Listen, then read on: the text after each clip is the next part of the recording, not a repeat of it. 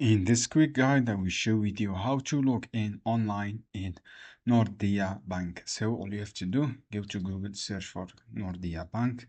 This is the one. You can also go to directly login page.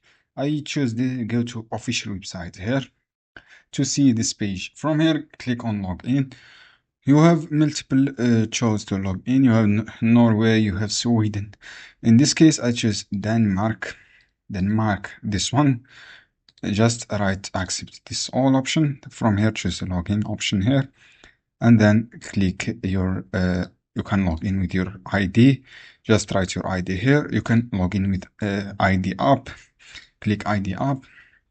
You can log in also with ID app QR codes, and then just scan this code, and then we can log in.